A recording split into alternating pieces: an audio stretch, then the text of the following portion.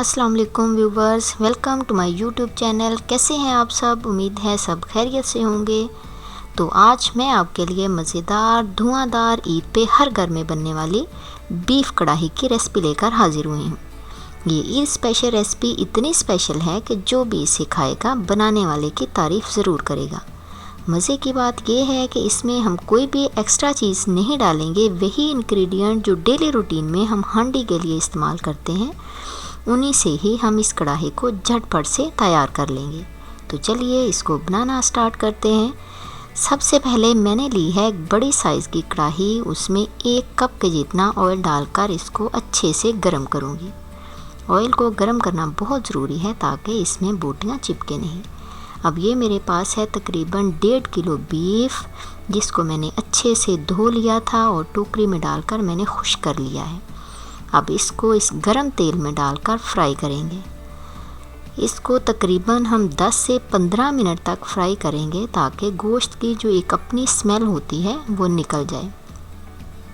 और इसको हम मीडियम टू लो फ्लेम पर फ्राई करेंगे। जब इसका कलर वाइट हो जाएगा, इट मीन कि ये अच्छे से भुन चुका है। नेक्स्ट प्रोसीजर हम इसके बाद करेंगे। हम मुझे फ्राई करते हुए हो गए हैं तकरीबन 12 से 13 मिनट, और देखें गोश्त कितना अच्छे से भुन चुका है।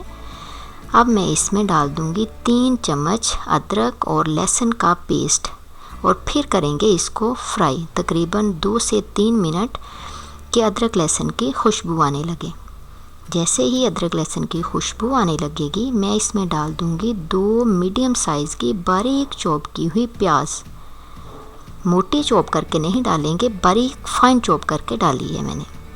फिर इसके बाद तकरीबन 1 पाव बारीक कटा हुआ टमाटर ऐड कर देंगे। साथ ही 3 से 4 बारीक कटी हुई सब्ज़ मिर्च ऐड कर देंगे, और 1 टेबलस्पून नमक, 1 टेबलस्पून ही मिर्च, हाफ़ टेबलस्पून हल्दी और हाफ़ टेबलस्पून खुश्क धनिया का पाउडर डाल देंगे। अब इन तमाम चीज़ों की हम करेंगे भुनाई। अब फ्लेम को हम मीडियम टू हाई कर देंगे ताकि टमाटर और प्याज का पानी वो हमारा ड्राई होना शुरू हो जाए। इसको गोश्त के साथ अच्छे से मिक्स कर देंगे। तकरीबन 3 से 4 मिनट का प्रोसीजर करेंगे। उसके बाद हम इसको ढक्कन देकर कवर कर देंगे ताकि टमाटर और प्याज हमारे अच्छी तरह सॉफ्ट हो जाएं। इसको पकते हुए तकरीबन 4 मिनट हो गए हैं। टमाटर और प्याज भी हमारे तकरीबन सॉफ्ट हो गए हैं। अब गोश्त के साथ इसकी 3 से 4 मिनट तक भुनाई करेंगे। फिर इसके अंदर 1 लीटर के जितना पानी डालकर 40 मिनट के लिए इसको मीडियम फ्लेम पर कवर कर देंगे। अगर आप प्रेशर कुकर का इस्तेमाल कर रहे हैं तो 1 से 1.5 गिलास पानी और 10 मिनट के लिए इसको कवर कर देंगे, तो हमारा गोश्त अच्छे से गल जाएगा।